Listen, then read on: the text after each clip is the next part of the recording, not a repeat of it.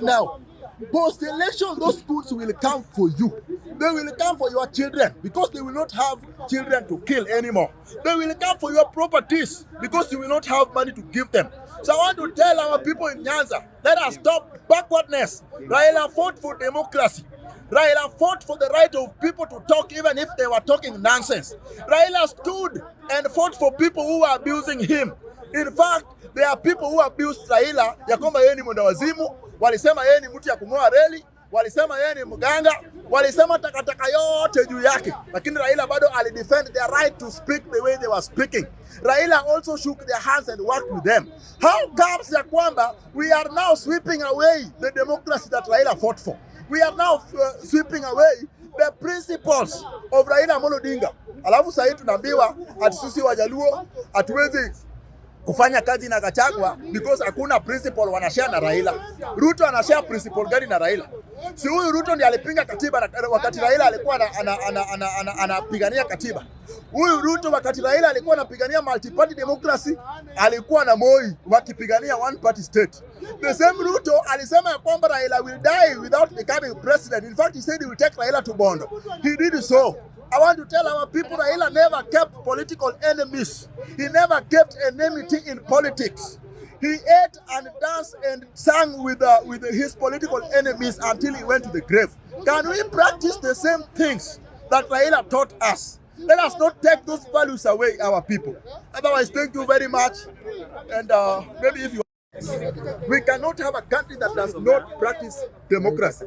For a very long time, Raila Amolo Odinga spent the better part of his life fighting for democracy. Raila Amolo Odinga spent the better part of his life in jail, trying to make sure that we are a country that is being run by law. We are a country that obeys the constitution. We are a country that respects the rights of other Kenyans. And Raila was not tribal. Raila did not practice tribalism. And therefore, we cannot now sweep the values of Raila. We cannot all of a sudden not stand up and wash away everything that Raila fought for. And I want to tell Luo Nyanza leaders, and let them listen to me very carefully.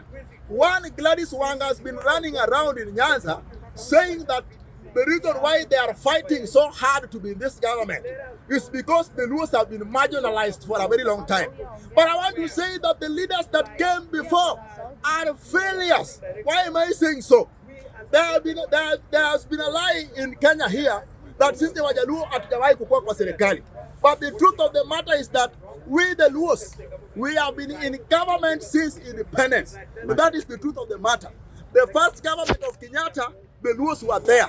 The people who drew the economic blueprint ya kwanza ya Kenya were Luos.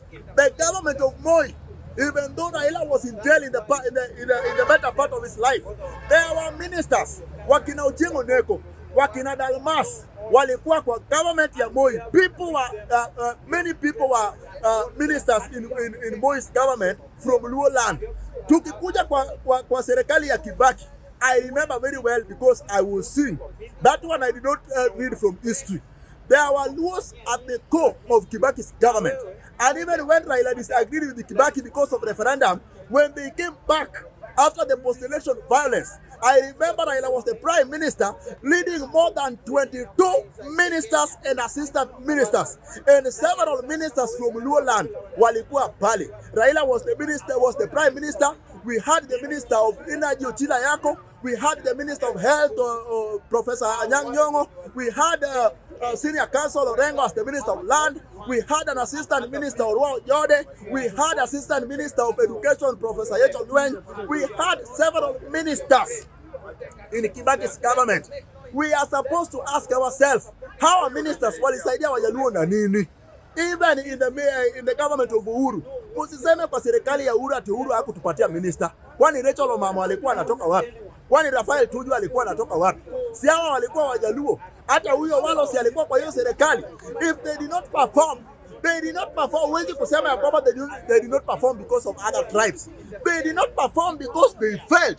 Even Professor Magoha, who was a Luo, and we all know how Professor Magoha performed. Let us not blame our other tribes for failure of our leaders. So there is nothing like marginalization. We have had tumbocrats kwa serikali for a very long time. When wamekuwa wakitumia Jaluo to gain wealth and political power, but hakuna kitu wamekuwa wakipatia kwa ground. Hata kwa hii serikali ya Ruto, watu waache kutuambia ya kwamba tuko kwa serikali, that is why we are protecting the government. Let them demonstrate to us what Mbadi is doing. Let them demonstrate to us what Opiyo Wandayi is doing.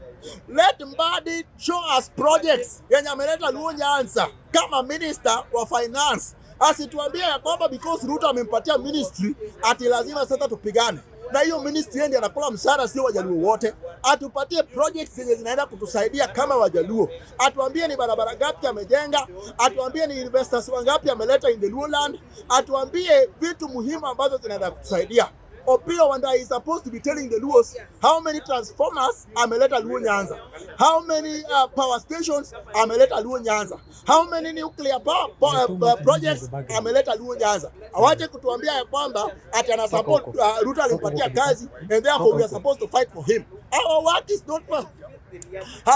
is not supposed to be to fight for Mbadi or to fight for Opiyo Wandayi or to fight for Raymond Omolo. Our work is supposed to be defending the government because of the performance of that government. But we the Luos are known. When things are bad, we tell you hata kama tuko na wewe kwa serikali.